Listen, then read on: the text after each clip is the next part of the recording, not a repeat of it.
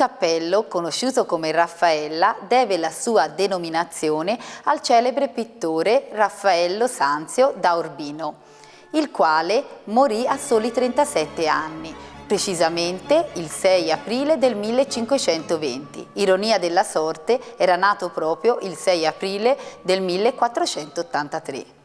La Scuola d'Atene è un affresco realizzato intorno al 1510 da Raffaello. Si trova all'interno della stanza della Segnatura, una delle 4 stanze da Raffaello decorate all'interno dei Musei Vaticani. Giulio II aveva chiamato Raffaello a Roma e le aveva affidato l'intera decorazione degli appartamenti. Furono infatti distrutti tutti i precedenti affreschi, compresi quelli di Piero della Francesca. La stanza della Segnatura fu la prima ad essere decorata, con il tema legato all'ordinamento ideale della cultura umanistica, divisa in teologia, filosofia, poesia e giurisprudenza, a ciascuna delle quali è dedicata appunto una parete. La disputa del sacramento alla parete est celebra la verità rivelata, mentre la Scuola d'Atene, alla parete opposta ad ovest, celebra la ricerca razionale. Infatti vi sono filosofi e matematici dell'antichità intenti a dialogare tra loro, inquadrati da un arco in prospettiva, a cui sembra abbia collaborato anche Bramante. Le 58 figure presenti nell'affresco hanno sempre sollecitato la curiosità degli studiosi circa la loro identificazione. Infatti Raffaello rappresenta l'effigie di artisti a lui contemporanei, compreso il suo autoritratto nella figura di Apelle, documentandoci l'autostima e l'autoaffermazione dell'artista moderno. Le figure sono disposte su 2 piani, definiti da una larga scalinata, che taglia l'intera scena.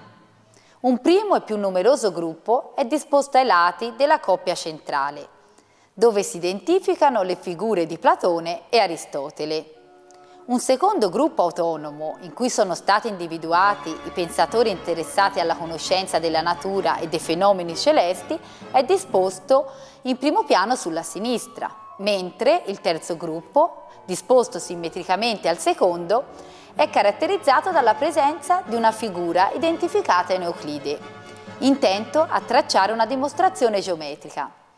Quest'ultima figura rappresenta forse Bramante. La figura di Michelangelo sembra sia stata aggiunta dal collega dopo l'ultimazione della volta della Cappella Sistina e incarnato dalla figura di Eraclito. Tutta la stanza è improntata a complessi temi iconografici e iconologici legati alla teologia e filosofia, cui contribuirono i circoli intellettuali neoplatonici presenti a Roma, i quali miravano a elevare la conoscenza del bene, del vero e del bello. L'anima infatti ha la facoltà di conoscere e elevarsi attraverso la scienza e la filosofia. La rappresentazione architettonica inquadra tutta la scena e accoglie i personaggi evocando l'idea di tempio della filosofia, di cui parla appunto proprio Marsilio Ficinio. Raffaello sintetizzò le 2 tradizioni del pensiero filosofico, l'aristotelismo e il platonismo, ritraendo i 2 maestri in un gesto esemplare. I 2 principali filosofi, Platone e Aristotele, si trovano al centro della composizione, vicino al punto di fuga. Platone regge il Timeo e solleva il dito verso l'Iperuraneo, sottolineando la sua filosofia basata sul mondo delle idee trascendenti e sull'induzione. È incarnato proprio da Leonardo da Vinci. Platone, con l'indice rivolto verso l'alto, suggerisce uno sviluppo in senso verticale e gerarchico del sapere.